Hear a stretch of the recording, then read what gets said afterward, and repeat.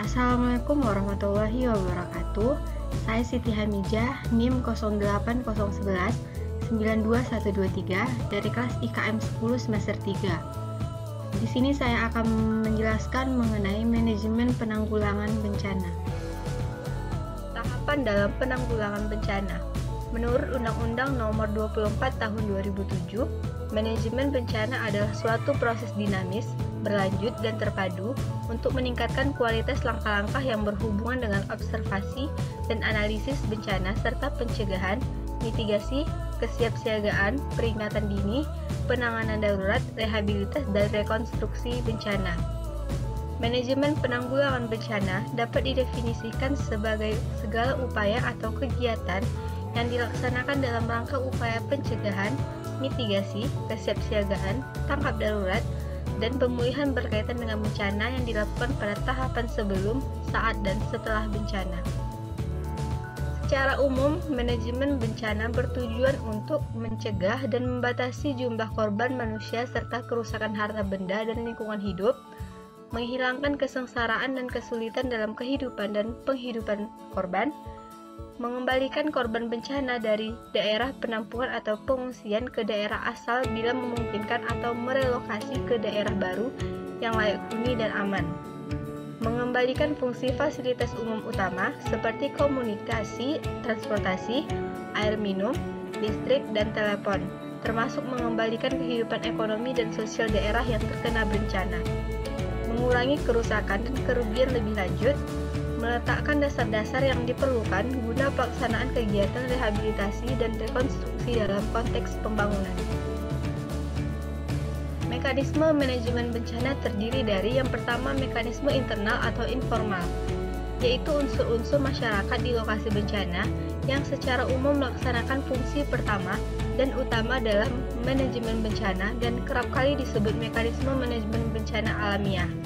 Terdiri dari keluarga organisasi sosial informal atau pengajian, pelayanan kematian, kegiatan kegotong royongan, arisan, dan sebagainya, serta masyarakat lokal. Yang kedua, mekanisme eksternal atau formal, yaitu organisasi yang sengaja dibentuk untuk tujuan manajemen bencana. Contoh untuk Indonesia adalah Bakornas PB, Satkorlak PB, dan Satlak PB. Setiap tahapan itu sebagai berikut. Yang pertama, riset. Pelajari fenomena alam yang akan terjadi secara umum atau khusus di satu daerah. Analisis kerawanan dan kajian risiko atau vulnerabilities analysis and risk assessment. Selanjutnya, sosialisasi dan kesiapan masyarakat. Mitigasi atau persiapan mendekati terjadinya bencana atau keadaan darurat. Warning atau peringatan bencana. Tindakan penyelamatan, komunikasi, penanganan darurat, keberlangsungan penanganan, upaya perbaikan, pelatihan dan pendidikan, yang terakhir simulasi. Kesiapsiagaan. Kesiapsiagaan adalah serangkaian kegiatan yang dilakukan untuk mengantisipasi bencana melalui pengorganisasian serta melalui langkah yang tepat, guna dan berdaya guna. Menurut Undang-Undang Nomor 24 Tahun 2007. Menurut Carter, tahun 1991 dalam LIPI UNESCO ISDR tahun 2006, kesiapsiagaan adalah tindakan-tindakan yang memungkinkan pemerintah, organisasi, keluarga, dan individu untuk mampu menanggapi suatu situasi bencana secara tepat dan tepat guna untuk mengurangi kerugian maupun korban jiwa. IDET tahun 2007 menyatakan tujuan kesiapsiagaan yaitu mengurangi ancaman, mengurangi kerentanan masyarakat, mengurangi akibat, dan menjalin kerjasama. Tugas sistem kesiapsiagaan yang pertama mengevaluasi risiko yang ada pada suatu negara atau daerah tertentu terhadap bencana, menjalankan standar dan peraturan, mengatur sistem komunikasi, informasi, dan peringatan, menjamin mekanisme koordinasi dan tanggapan, menjalankan langkah-langkah untuk memastikan bahwa sumber daya keuangan dan sumber daya lain yang tersedia untuk meningkatkan kesiapan dan dapat dimobilisasikan saat situasi bencana, mengembangkan program pendidikan masyarakat, mengordinasi penyampaian informasi pada media massa, dan mengorganisasi latihan simulasi bencana yang dapat menguji mekanisme respon atau tanggapan. Selanjutnya, tanggap darurat. Tanggap darurat adalah serangkaian kegiatan yang dilakukan dengan segera pada saat kejadian bencana untuk menangani dampak buruk yang ditimbulkan, yang meliputi kegiatan penyelamatan dan evakuasi korban, harta benda, pemenuhan kebutuhan dasar, perlindungan, pengurusan pengungsi, penyelamatan, serta pemulihan prasarana dan sarana.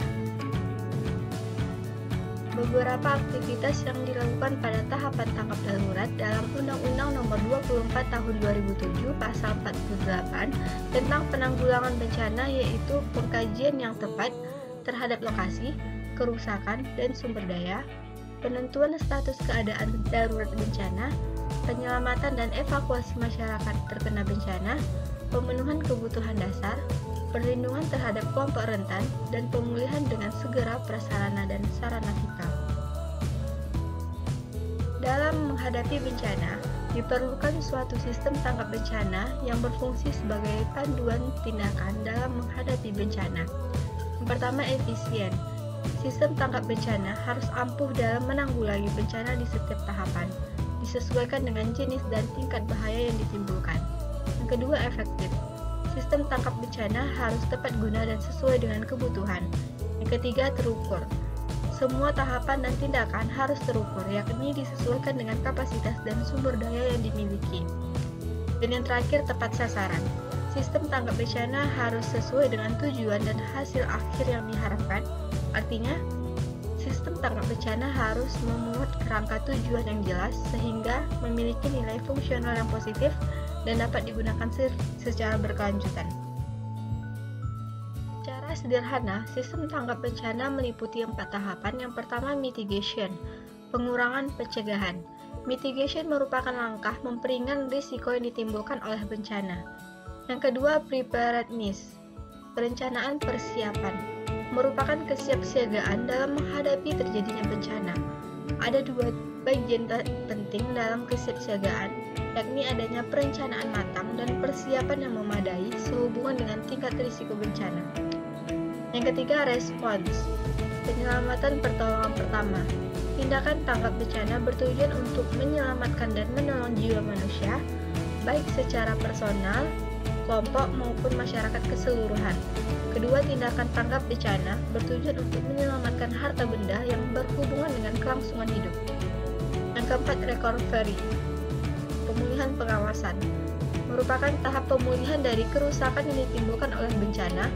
Tahap ini terbagi dalam 2 tahapan, yakni pemulihan dan pengawasan yang bertujuan untuk memulihkan kondisi seperti semula atau setidaknya menyesuaikan kondisi pasca bencana untuk keberlangsungan hidup selanjutnya. Baiklah, di sini saya akan menjelaskan mengenai pertolongan pertama pada gawat darurat atau PPGD dalam kedaruratan. PPGD merupakan salah satu tindakan untuk memberikan pertolongan pertama pada korban yang mengalami kecelakaan dan ditolong dengan secepat-cepatnya agar korban selamat. Setelah diberi pertolongan pertama, korban perlu ditangani oleh pihak dokter untuk perawatan lanjutan yang lebih tepat. PPGD memiliki tujuan yaitu mencegah terjadinya kematian, mencegah terjadinya cacat tubuh, mencegah kerusakan yang lebih luas, mencegah terjadinya infeksi, dan mencegah rasa sakit pada korban. Prinsip dasar PPGD dalam kedaruratan bencana. Sebelum melakukan pertolongan pertama gawat darurat pada korban kecelakaan, alangkah amannya jika kita menggunakan alat-alat perlindungan diri agar kita lebih aman. Alat-alat perlindungan diri yang sebaiknya dipakai yaitu sarung tangan, kacamata pelindung, baju pelindung, masker pelindung, dan helm. Setelah memakai seperangkat alat perlindungan diri, maka dilanjutkan ke penanganan korban tahap pertama, yaitu dengan menggunakan langkah-langkah dasar PPGD, yaitu yang pertama, danger atau bahaya. Jangan menolong kalau membahayakan diri sendiri atau pastikan kondisi sekitar sudah aman. Yang kedua, respons atau kesadaran. Melakukan panggilan atau tepukan untuk melihat reaksi korban. Bila tidak terdapat respons, berarti korban tidak sadar. Yang ketiga, circulation atau peredaran darah. Pastikan darah korban mengalir dengan memeriksa nadi korban. Caranya adalah dengan menempelkan 2 jari atau jari tunjuk di tengah pada bagian tubuh yang memiliki denyut nadi besar. Selanjutnya, posisi miring mantap adalah suatu posisi yang diberikan kepada korban atau pasien yang tidak sadar, tetapi terdapat nadi dan pernapasan spontan. Selanjutnya, resusitasi jantung paru. Jika pada suatu keadaan ditemukan korban dengan penilaian dini terdapat gangguan tersumbatnya jalan napas, tidak ditemukan adanya napas dan atau tidak ada nadi, maka penolong harus segera melakukan tindakan yang dinamakan dengan istilah bantuan hidup dasar. Yang terakhir, airway control atau penguasaan jalan napas. Bila tidak ditemukan respons pada korban, maka langkah selanjutnya adalah penolong menilai pernapasan korban, apakah cukup kuat.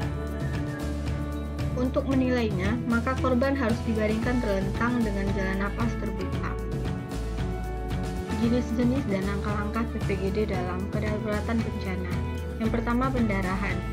Pendarahan adalah rusaknya dinding pembuluh darah yang diakibatkan oleh luka paksa atau penyakit sehingga darah keluar dari tubuh melalui luka, seperti luka sobek, luka sayatan, luka tusuk, dan sebagainya.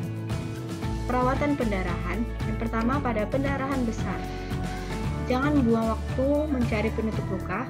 Tekan langsung dengan tangan atau sebaiknya dengan menggunakan sarung tangan atau dengan bahan lain. Bila tidak berhenti, maka tinggikan bagian tersebut lebih tinggi dari jantung. Bila masih belum berhenti, maka lakukan penekanan pada titik-titik tekan. Pertahankan dan tekan cukup kuat dan pasang pembalutan penekan. Pada pendarahan ringan atau terkendali, gunakan tekanan langsung dengan penutup luka, tekan sampai pendarahan terkendali, pertahankan penutup luka dan balut, dan sebaiknya jangan melepas penutup luka atau balutan luka. Yang kedua, patah tulang. Pertolongan pertama untuk patah tulang dengan cara immobilizing atau membatasi gerakan daerah luka. Alat yang digunakan pada pertolongan patah tulang yaitu mitela sebagai pengikat dan penutup luka, dan bidai sebagai penyangga anggota tulang yang patah. Yang ketiga, merawat gigitan ular. Penanganan pertama pada gigitan ular berbisa yaitu tenangkan korban terlebih dahulu dan usahakan korban tidak bergerak agar sirkulasi darah menjadi lambat. Diamkan anggota kaki atau tangan yang terkena gigitan. Usahakan posisi kaki atau tangan berada di bawah posisi jantung. Gunakan kain atau tali untuk mengikat bagian antara luka dan jantung. Bersihkan dengan alkohol. Keluarkan bisa dengan potion remover atau membuat sayatan X, dan lakukan pemijatan di sekitar sayatan untuk mengeluarkan bisa. Yang keempat, hipotermia. Hipotermia adalah keadaan suhu tubuh manusia berada di bawah 35 derajat Celcius. Cara penanganan hipotermia yaitu pindahkan korban ke tempat yang terlindung dari terpaan angin dan hujan. Korban harus dalam keadaan hangat dan kering. Periksa saluran pernapasan dan denyut nadi. Masukkan korban pada sleeping bag agar suhu badan korban menjadi hangat. Bisa dilakukan dengan berbagi panas tubuh dari orang lain dan berikan korban makanan yang hangat dan minuman yang manis. Yang kelima, evakuasi. Evakuasi atau pemindahan korban adalah suatu cara yang digunakan untuk menyelamatkan korban ke tempat yang lebih aman. Tujuannya, menyelamatkan jiwa, mencegah cacat, membantu proses penyembuhan, dan memindahkan dari tempat bahaya ke tempat yang lebih aman. Selanjutnya, transportasi. Merupakan kegiatan pemindahan korban dari tempat darurat ke tempat yang fasilitas perawatannya lebih baik, seperti rumah sakit. Tata cara pemindahan korban yaitu: yang pertama, dasar melakukan pemindahan korban, aman, stabil, cepat, pengawasan korban, pelihara udara agar tetap segar. Yang kedua, syarat pemindahan korban. Yang pertama, keadaan umum korban cukup baik, tidak ada gangguan pernapasan, pendarahan sudah diatasi, luka sudah dibalut, dan patah tulang sudah dibidai. Selanjutnya, sistem penanggulangan gawat darurat terpadu dan bencana. SPGDT adalah sistem koordinasi berbagai unit kerja, didukung berbagai kegiatan profesi untuk menyelenggarakan pelayanan terpadu penderita gawat darurat dalam keadaan bencana maupun sehari-hari. Selanjutnya, evakuasi, yaitu sarana prasarana evakuasi minimal. Dan jenis evakuasi, ada darurat dan segera. Yang ketiga, Public Safety Center adalah pusat pelayanan yang menjamin kebutuhan masyarakat dalam hal-hal kegawat daruratan, termasuk pelayanan medis yang dapat dihubungi dalam waktu singkat dan dimanapun berada. Yang keempat, Safe Community adalah keadaan sehat dan aman yang tercipta dari, oleh, dan untuk masyarakat. Pemerintah dan teknokrat merupakan fasilitator dan pembina. Yang kelima, Public Safety Center. Di negara tertentu, Public Safety Center dikenal sebagai 911. Public Safety Center dilandasi aspek time management sebagai implementasi time saving is life and limb saving yang mengandung unsur quick response dan ketepatan. Unsur kecepatan dipenuhi oleh subsistem transportasi dan komunikasi. Unsur ketepatan dipenuhi oleh kemampuan melakukan pertolongan. Yang keenam, peran Direktorat Jenderal Pelayanan Kesehatan Kementerian Kesehatan Republik Indonesia. Kualitas pelayanan dan fasilitas pelayanan, promotif, kuratif, dan rehabilitatif kontinum, pencegahan primer atau health promotion and specific protection. Pencegahan sekunder berupa deteksi dini dan pengobatan serta pembatasan cacat. Pencegahan tersier berupa rehabilitasi dan rehabilitasi medis maksimal. Dan pelayanan medis dasar merupakan basis dari sistem rujukan medis spesialistik. Di sini saya akan menjelaskan mengenai manajemen sarana pemukiman atau pengungsian dan logistik. Sarana pengungsian. Tempat penampungan yang bebas dari dampak bencana harus dilengkapi dengan kebutuhan dasar hidup yang saniter. Dalam merencanakan dan melokasikan para pengungsi di lingkungan yang baru, harus mempertimbangkan dampak kesehatan lingkungan yang akan dihadapi dan yang akan mereka timbulkan di lingkungan tersebut. Yang pertama, kualitas pemukiman dan kesehatan.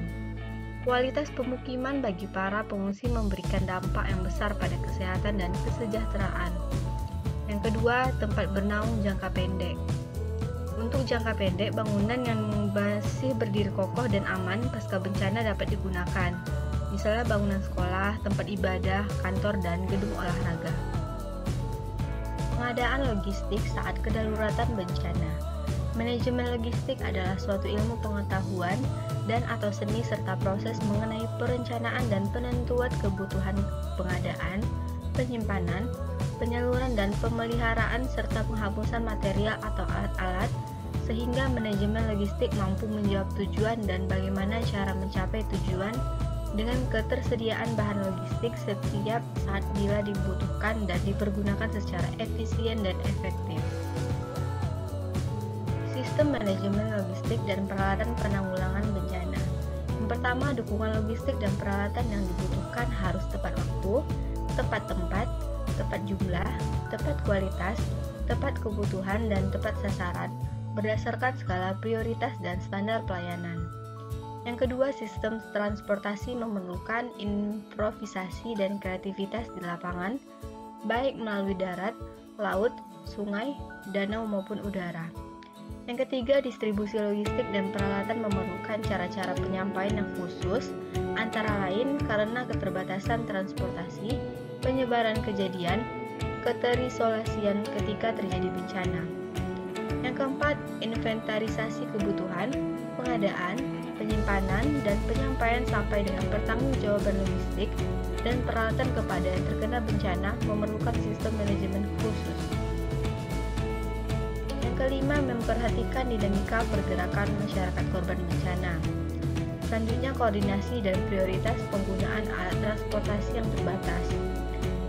Kemungkinan bantuan dari pihak militer, kepolisian, badan usaha, lembaga swadaya masyarakat maupun instansi terkait lainnya baik dari dalam maupun luar negeri atas komando yang berwenang. Dan yang terakhir, memperhatikan rantai pasokan yang efektif dan efisien. Faktor utama pendukung lancarnya logistik penanggulangan bencana yaitu kemampuan infrastruktur, ketersediaan dan jumlah alat transportasi baik secara nasional, regional, lokal maupun setempat. Perlu mempertimbangkan faktor politis dan konflik di masyarakat, Dan yang terakhir, efektivitas sistem logistik dan peralatan ini sangat dipengaruhi oleh sistem informasi dan pengendaliannya. Rantai pasokan dalam sistem manajemen logistik dan peralatan berdasar kepada tempat atau titik masuknya logistik, gudang utama, gudang penyalur, dan gudang penyimpanan terakhir di pos komando. Proses manajemen logistik dan peralatan. Yang pertama, perencanaan atau inventarisasi. Kebutuhan. Proses inventarisasi kebutuhan adalah langkah-langkah awal untuk mengetahui apa yang dibutuhkan, siapa yang membutuhkan, di mana, kapan, dan bagaimana cara menyampaikan kebutuhannya. Yang kedua, pengadaan atau penerimaan. Proses penerimaan atau pengadaan logistik dan peralatan penanggulangan bencana dimulai dari pencatatan atau inventarisasi termasuk kategori logistik atau peralatan, dari mana bantuan diterima, kapan diterima, apa jenis bantuannya, seberapa banyak jumlahnya, bagaimana cara menggunakan atau mengoperasikan logistik atau peralatan yang disampaikan, apakah ada permintaan untuk siapa bantuan ini ditujukan. Yang ketiga, pergudangan dan penyimpanan. Proses penyimpanan dan pergudangan dimulai dari data penerimaan logistik dan peralatan yang diserahkan kepada unit pergudangan dan penyimpanan disertai dengan berita acara, penerimaan dan bukti penerimaan logistik dan peralatan pada waktu itu. Yang keempat, pendistribusian. Berdasarkan data inventarisasi kebutuhan, maka disusunlah perencanaan pendistribusian logistik dan peralatan dengan disertai data pendukung, yaitu yang didasarkan kepada permintaan dan mendapatkan persetujuan dari pengurus LPB. Yang kelima, pengangkutan. Data yang dibutuhkan untuk pengangkutan adalah jenis logistik dan peralatan yang diangkut, jumlah, tujuan, siapa yang bertanggung jawab dalam perjalanan, termasuk tanggung jawab keamanannya, siapa yang bertanggung jawab menyampaikan kepada penerima. Yang keenam, penerimaan di tujuan. Langkah-langkah yang harus dilaksanakan dalam penerimaan di tempat tujuan adalah mencocokkan antara data di manifest pengangkutan dengan jenis bantuan yang diterima, mengecek kembali jenis, jumlah, berat, dan kondisi barang, mencatat terdapat pemberangkatan, tanggal, waktu kedatangan, sarana transportasi, pengirim dan penerima barang, membuat berita acara serah terima dan bukti penerimaan. Ketujuh, penghapusan.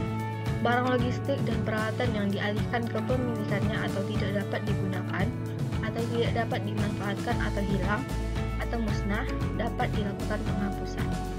Yang kedelapan, pertanggungjawaban. Seluruh proses manajemen logistik dan peralatan yang telah dilaksanakan harus dibuat pertanggungjawabannya. Sekian dari saya. Assalamualaikum warahmatullahi wabarakatuh.